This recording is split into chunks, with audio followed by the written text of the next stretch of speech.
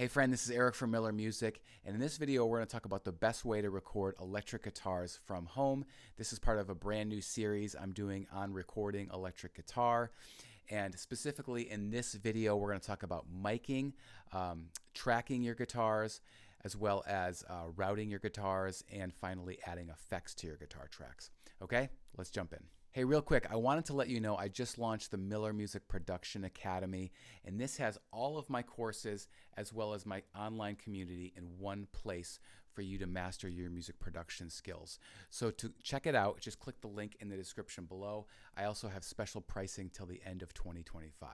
Okay, let's now get started. Okay, so I'm inside of Studio One here, and we're going to be talking about recording electric guitar parts, and basically these concepts apply to any DAW. So even though I'm in Studio One, the concepts apply to any DAW, whether it's Logic, Ableton, Pro Tools, whatever.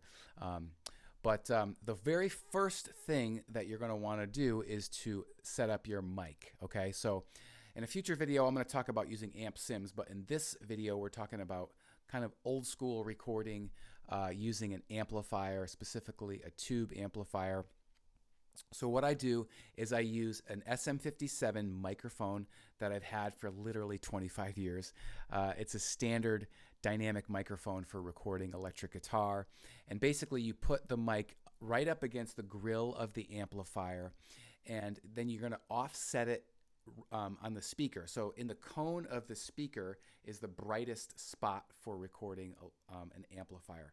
So you're going to just set the mic a little bit, maybe an inch or two off the center of the speaker, and that will give you the best tone. And just to find the speaker, you can just shine a flashlight directly into the amplifier so you can see exactly where the speaker is. And I just put that right up against the grill of the amplifier and then just leave that, and that's how I mic the amps. Okay, so the second thing is starting to get into tracking your guitar parts. Okay, so you can see here all of my guitars actually are in blue. So they take up, in this particular song, I chose it because it's an instrumental guitar song, and all of these are different guitar tracks. So it just makes it easier when you're recording to just have them all one color, so I know they're all guitar parts. If you want to, if you're inside of Studio One, you can highlight all of these and add them to a folder. So you can do that and then just make them all inside of a folder, and then that just makes it a little bit easier if you want to see other tracks really quickly. And then in terms of tracking, what I start out typically with is the rhythm track. So I'm gonna just solo, or let's see. So here's the rhythm track so you can hear it.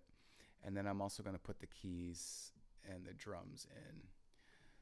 So I'll first record this rhythm part.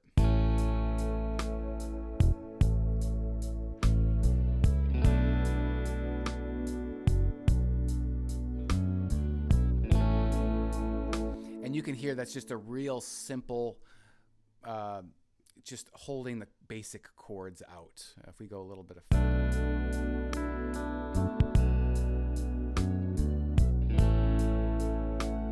So, and the same thing with the bridge, I'll record the rhythm part. Now on that part, I actually had a little bit of a tremolo to kind of add a little bit of an effect onto there. And then finally at the end, kind of same thing, more of a rhythm guitar part.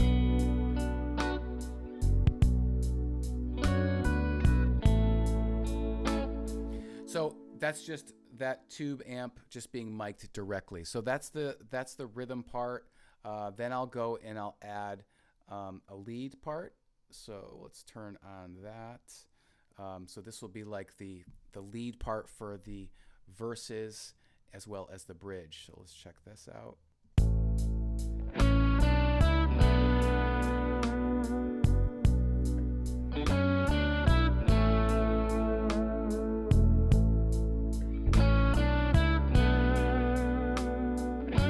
The next part goes up an octave.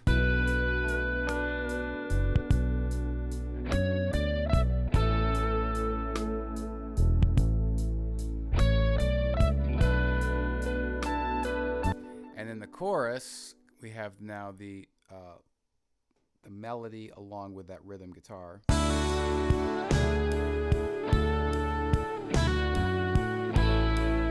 Okay, so that's adding the melody parts on, and then finally I'll add in the harmony parts. So this is bringing these parts in specifically on the bridge of the song.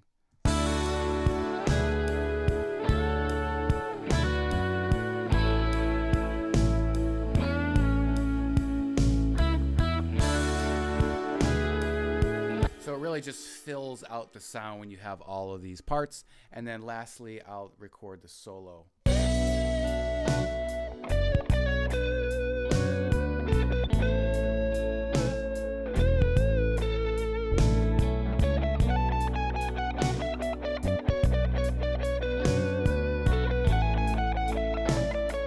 So that's the solo, and that's typically the order I'll do it in. So rhythm tracks first, lead parts, and then solo last. Okay, so the third step is routing, and this is how to set everything and kind of route all of your tracks to make it easier to add effects onto your guitar parts. So you can see this is the mixing window inside of Studio One. Because of all the guitar tracks are blue, they're still in blue down here, so it just makes it easier. And what I like to do is to set everything to a bus track. So you'll notice there are no effects other than the effects that I have on the guitar initially through the pedal board, which is the majority of the effects. But if you want to add additional compressors and things, which we'll be talking about in a minute, you can do that through here. But to simplify the process, you can see that everything is routed. I have a guitar bus. So you can see there's a guitar bus selected for all of those channels there. So the simplest way to do that is if you highlight all of the guitar tracks, you can click on the output right here, and you can select a bus channel. And then that will enable you to do that. So everything is routed in the same place so that you get a consistent sound with all of the guitars at the same time. Okay, so the fourth step is to add different effects to this bus track, and this will give your sound a really nice cohesive sound to the electric guitar. So the first thing I have is a fat channel, which is basically like a compressor. I use the compressor for the fat channel. And I've soloed out just the guitars so you can hear them. So let's turn off. So just to show you, I have a first fat channel, the compressor, then an EQ, which actually is just rolling off the low end and the high end. So just really any unwanted frequencies there, and then a little bit of delay. Okay, so let's just turn all of that off, okay, and just see what it sounds like without any effects. We'll go to this section of the song.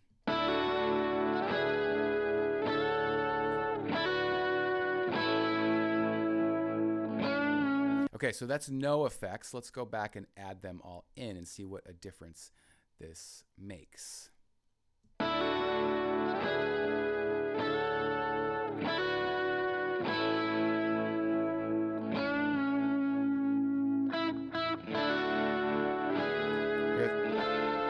So let's start with the fat channel here. It's subtle, but I think it does help. So I'm going to mute the others. Okay, so fat channel, we're going to leave this on. You know, instantly I don't hear all that delay.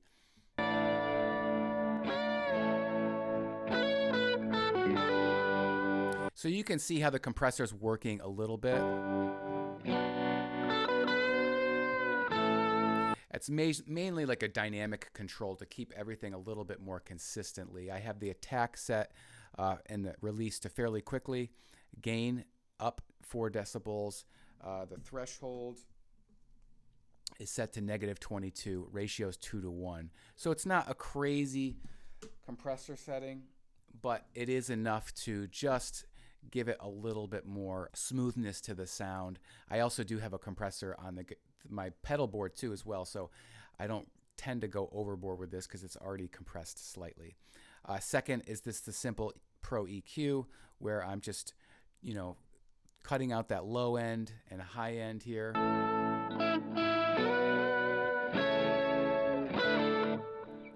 And then finally the delay, which is set to feedback is 7%, time is 1/8 note delays, and the overall delay is only 7%. But you can hear that. So it's a little bit of a delay. It gives it a little bit more spacious of a sound. So that's it. So that's basically how I set up guitar parts within Studio One. But again, it works in any single DAW. So just to recap here, first we talked about miking your amp with an SM57 dynamic microphone. Second, we talked about tracking. So just tracking, starting with the rhythm tracks, then going into the lead parts, and then finally the solo.